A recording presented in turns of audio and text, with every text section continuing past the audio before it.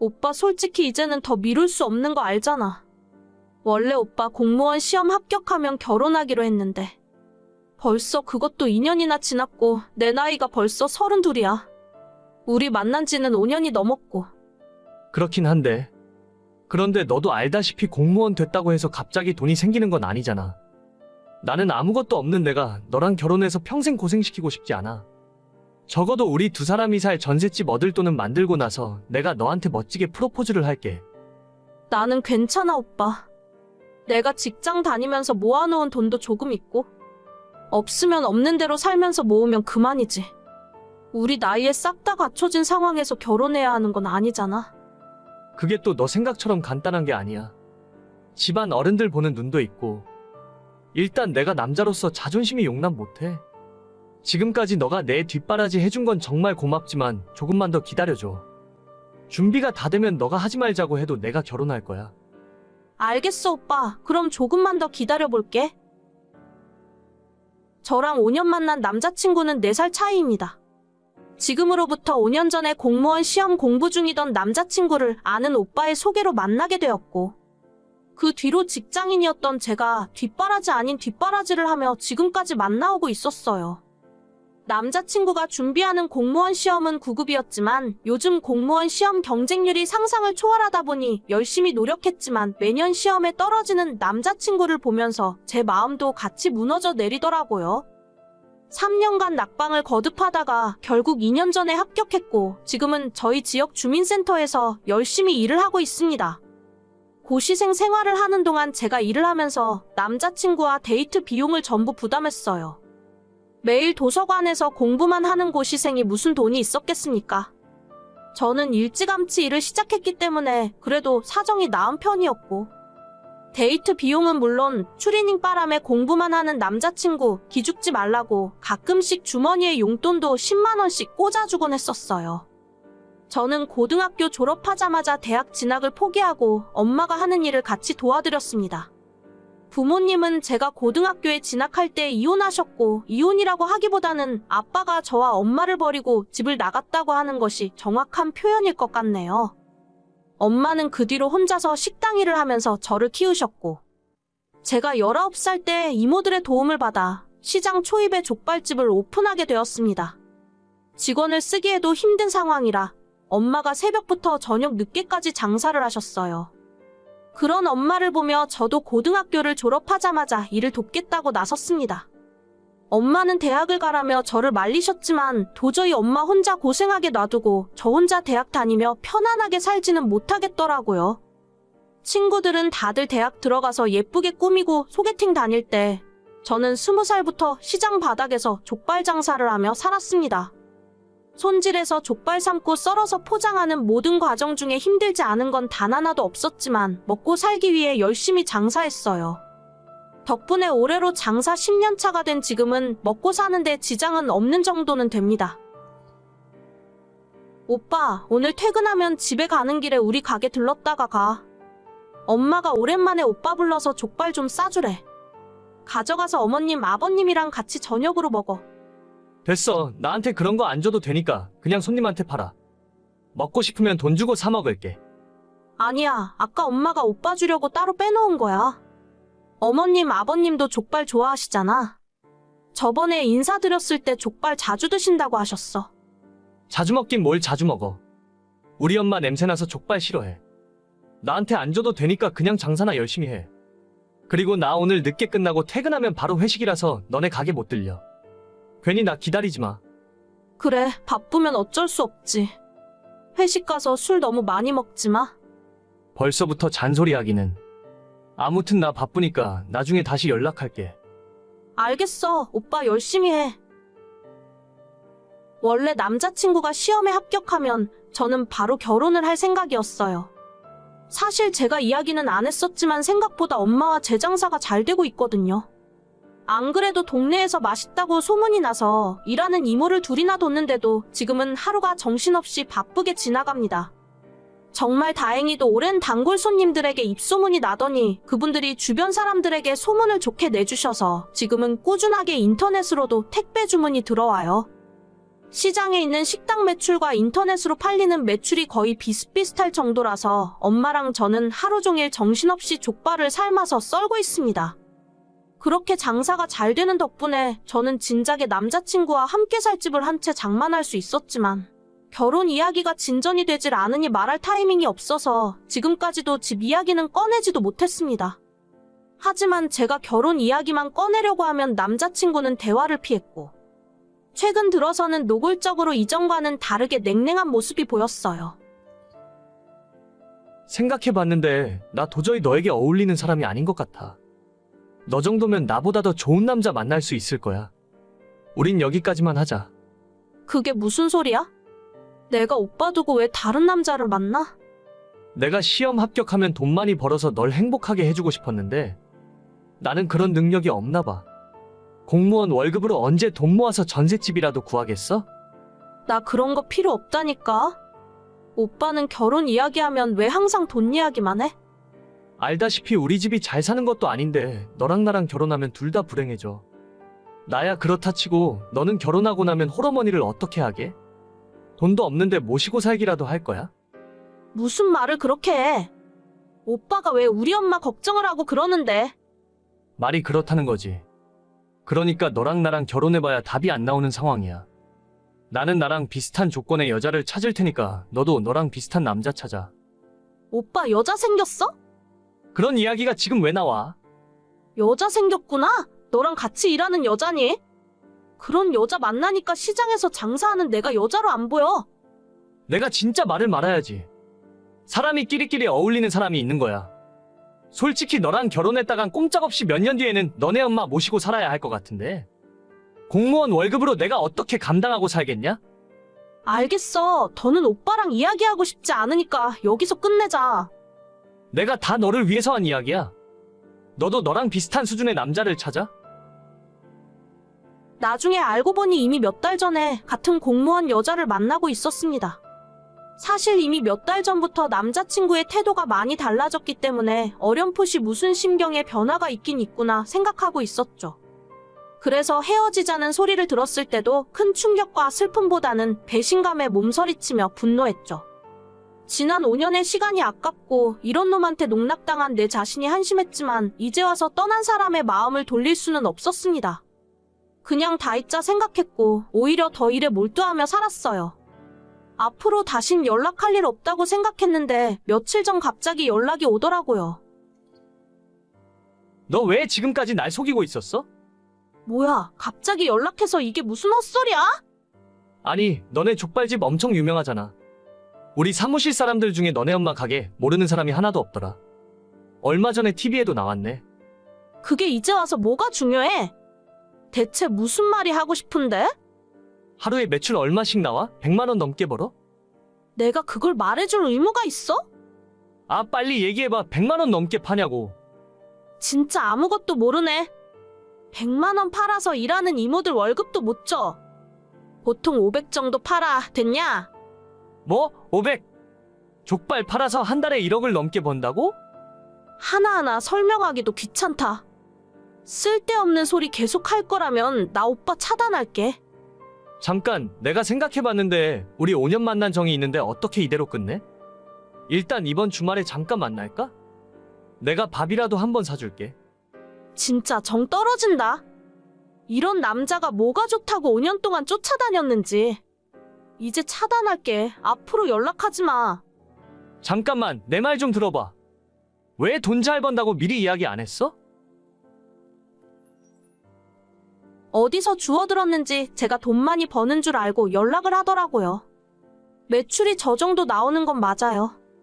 근데 저 인간이 장사를 한 번도 안 해본 사람이라 1억 벌면 1억 남는 줄 아나 봐요.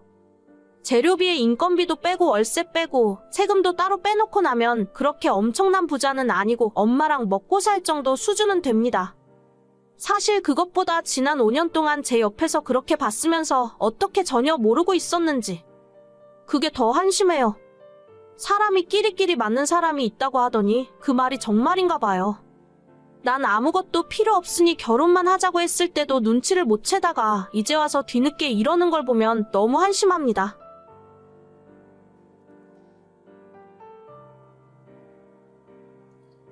새언니, 청첩장 나왔어요? 내 친구들도 오빠 결혼식 축하하러 오겠다고 해서 청첩장 많이 필요할 것 같은데 저한테 50장만 주세요. 아가씨 친구들이 그렇게나 많아요? 저희 청첩장 200장밖에 안 찍었는데. 일단 제 거 먼저 드리고 나중에 더 뽑으면 돼요. 제가 중학교 때도 계속 반장했었고 고등학교 때 학생회장도 했었기 때문에 친구들이 정말 많거든요. 대학 친구들도 연락해보니까 이번에 거의 다 오겠다 하더라고요. 사실 50장도 정말 부족하긴 한데 멀리 사는 애들은 모바일 청첩장 보내면 되니까요. 그래요? 제가 친구가 많이 없어서 아가씨 친구들이라도 많이 오면 좋죠. 오늘 저녁에 일단 50장 먼저 드릴 테니까 모자라면 또 말씀하세요. 제 친구들이 우리 오빠랑 얼굴도 다 아는 사이기 때문에 얘기하니까 저를 봐서라도 많이 참석할 거예요. 한 100명 넘을지도 몰라요. 예식장 넓은 곳으로 잡으셨죠? 글쎄요. 그렇게까지 많이 오면 다 감당할 수 있을지는 모르겠네요. 그래도 예식장에서 100명 정도 더 오는 건 괜찮다고 했어요. 알겠어요. 그래도 제가 주변 언니들 결혼식 몇 번 가봤는데 사람 없으면 엄청 설렁하고 불쌍해 보이더라고요. 무조건 많이 오는 게 나은 거니까 저만 믿고 있으세요. 저는 지난 7월에 결혼해서 새 신부가 되었습니다. 성격이 좀 내성적이고 친구들을 많이 사귀는 편이 아니라서 결혼식 올리기 전부터 걱정이 되더라고요. 부모님 친척분들과 정말 결혼식에 와줄 것 같은 친구들 몇 명, 그리고 직장 동료 몇 분을 계산하니까 저를 보러 와주는 하객은 100명이 채 되질 않았습니다. 그나마 남편은 조금 친구들도 있었고 축구 동아리 활동도 하기 때문에 저보다는 사정이 나은 편이었지만 그래도 150명 정도가 한계였죠. 당일에 갑자기 못 오는 사람까지 생각해서 200명만 예약을 할까 250명을 예약을 할까 고민하다가 그래도 넉넉하게 하는 것이 낫겠다 싶어서 200명을 예약했어요. 하지만 갑자기 신호가 끼어들더니 자기 친구들만 해도 거의 100명 가까이 올 거라고 해서 놀랍기도 했지만 이게 맞나 싶더라고요. 보통 친구의 오빠 결혼식에 그렇게까지 다들 참석하는지도 모르겠고 저희 결혼하는 예식장 1인당 식대가 38,000원이었기 때문에 무작정 많이 오는 것이 반갑지만은 않았어요. 자기야, 그 얘기 들었어? 우리 결혼식에 아가씨 친구들이 100명이나 온다던데? 아까 나한테도 그러더라고. 그런데 걔들이 우리 결혼식에 뭐하러 오는 거지? 나랑 그렇게까지 친하지도 않은데 우리 집에 놀러 왔을 때 얼굴 한두 번 본 게 다야. 그러니까 내가 생각해도 우리 결혼식인데 아가씨 친구들이 하객으로 100명이나 오는 건 좀 모르는 사람이 보면 내가 친구 엄청 많은 줄 알겠다. 그러게, 그냥 다 오라고 할까? 결혼식에 사람 많이 오면 좋잖아. 걔 친구들이 다들 사회 초년생이라 돈도 얼마 없을 텐데 그래도 본인 밥값 정도는 들고 오겠지. 밥값이야 뭐 축의금으로 해결되니까. 그럼 자기가 예식장에 전화해서 우리 결혼식 예약 인원 50명만 더 늘려달라고 이야기할래? 알겠어. 내가 이따가 전화할게. 걔네들이 축가 같은 것도 불러줄 수 있다고 하길래 그것까지는 필요 없다고 했어. 그래, 나는 잘 알지도 못하는 친구들인데 축가까지 부탁하긴 좀 그렇지. 아무튼 아가씨 덕분에 결혼식에 사람 많이 오겠다. 내가 고마워한다고 전해줘. 그때까지만 해도 사람 많이 오는 것이 뭐가 문제겠냐 싶었어요. 축하해주러 온다는 것 자체가 고마운 일이었고 저희 결혼식을 위해서 신우가 이렇게까지 신경 써주는 것이 너무 감동이었죠. 그로부터 몇 달 후 저희 결혼식 날에 사람으로 꽉 차 있는 예식장을 보니 정말 기분이 좋더라고요. 제가 친구가 별로 없어서 예식장이 썰렁할까봐 항상 걱정이었는데 신우 덕분에 성대하게 마무리할 수 있어서 너무 고마웠습니다. 나중에 다 마무리가 되고 한숨 돌리고 나면 신우에게 작은 보답이라도 해야겠다고 생각하고 있었죠. 하지만 고마웠던 마음이 결혼식 축의금 정리를 시작하게 되면서 당황스러운 마음으로 바뀌었어요. 결혼식 날에 너무 정신이 없어서 정확하게 세진 못했지만 신우 쪽으로 나간 식권이 최소 80장은 넘었습니다. 하지만 축의금 명부에 있는 친구들의 이름은 50명이 채 되지 않았고 그마저도 5만 원 냈으면 양반이고 보통은 3만 원에 만 원 낸 사람도 많았습니다. 그중에 가장 악질은 3만 원 내고 식권을 4장 가져간 사람도 있었어요. 한 장에 3만 8천 원 하는 식권이 80장이나 나갔는데 신우 손님들이 내고 간 축의금은 다 합쳐도 120만 원밖에 안 되는 상황이었죠. 아무리 적게 잡아도 최소 200만 원은 적자였고 혹시나 제가 잘못 계산했거나 뭔가 빠뜨린 건 아닌가 싶어서 몇 번이고 다시 확인했습니다.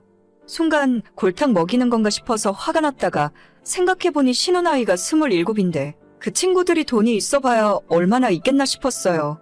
그냥 내 결혼식에 와준 것만 해도 감사하게 생각하자 싶어서 그냥 넘어가려 했는데 신혼여행 다녀오고 며칠 지나서 신우가 제게 연락을 하더라고요. 언니, 신혼여행은 잘 다녀왔어요? 우리 집에 한번 인사하러 올 거죠? 네, 가야죠. 아버님, 어머님한테 인사드리고 아가씨 줄 선물도 사왔으니까요. 진짜요? 내 선물까지 사왔어요? 다른 게 아니라 언니 결혼식 날에 내 친구들한테 들어온 축의금은 올 때 챙겨서 저한테 가져다 주세요. 네? 뭐라고요? 아가씨 친구들 축의금 낸 걸 돌려달라고요? 네, 맞아요.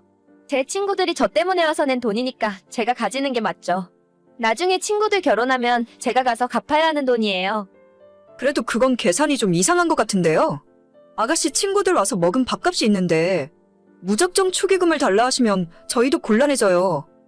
아니, 그거 밥값 얼마나 한다고. 원래 결혼식에 축하해주러 왔으면 당연히 밥은 줘야 하는 거 아니에요? 제 친구들이 뭐 언니 얼굴 보려고 그날 온 줄 아세요? 안 와도 되는 결혼식인데 저 때문에 그렇게 사람 많이 왔으면 고마운 줄 알아야지. 요즘 세상에 하객 알바도 돈 주고 쓴다는데 제 친구들 밥값 정도는 언니가 부담해야 하는 거예요. 제가 먼저 와달라고 한 적 없어요. 아가씨가 친구들 데려오겠다고 먼저 그랬잖아요. 축의금 그거 얼마 들어오지 않았는데 진짜 너무하시네. 지금 말 다 했어요? 그럼 내 친구들이 준 축의금에서 밥값 빼고 나머지만 주세요. 친구들이 먹은 밥값은 걔들이 내라고 하면 될 거 아니에요. 그렇게 해도 진짜 괜찮겠어요? 아가씨 후회하실지도 모르는데. 내가 후회하긴 무슨 후회를 해요? 대신 애들 먹은 밥값 빼고 나머지 돈은 똑바로 저한테 가져와요. 올 때 축의금 명부도 같이 가져오시고요.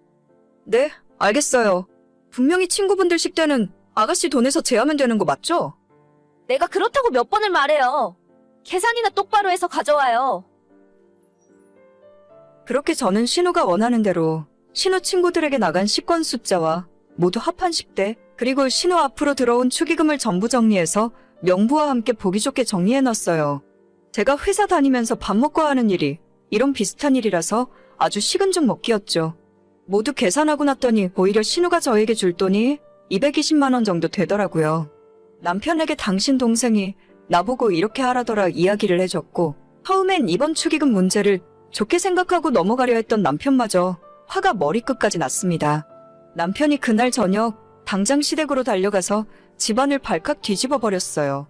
봉투에 담아간 축의금을 신우에게 던져주면서 네 친구들 10대 300만 원 당장 달라고 소리를 질렀죠. 원래 330 넘게 줘야 하는데 그래도 동생이니까 아래는 빼주겠다면서 300만 원만 달라고 했어요. 그리고 사실 저희 신혼여행 갔다 오면서 신우한테 선물로 가방을 하나 사서 가져왔었거든요. 남편이 그 이야기도 신우에게 하면서 원래 넣어주려고 150만 원짜리 가방 사왔는데 하는 짓이 괘씸해서 그냥 팔아버리기로 결정했다고 말했더니 신우가 약이 잔뜩 올라서 눈물 뚝뚝 흘리며 울더라고요. 저 진짜로 신우한테 고마워하는 마음도 있었고 앞으로 잘해주려고 생각했었어요. 신우 친구들한테 들어온 축의금이 생각보다 너무 적었지만 그래도 와준 것만 해도 고맙게 생각하면서 돌아오는 길에 신우 가방을 사자고 한 것도 남편이 아닌 저였습니다. 서로 좋은 게 좋은 거라고 내 쪽에서 먼저 마음 열고 다가가려 했는데 신우가 이런 식으로 싸가지 없게 나오면 앞으로 저도 똑같이 해줄 거예요. 300만 원 정말 줄 때까지 맨날 이야기할 거고 끝까지 받아낼 겁니다. 자기 친구 많다고 그렇게 자랑하더니 신우 주변에 멀쩡한 사람은 하나도 없는 것 같네요. 오늘의 사연은 여기까지입니다. 구독과 좋아요, 알림 설정은 많은 힘이 됩니다. 다들 행복하시고 좋은 하루 되세요.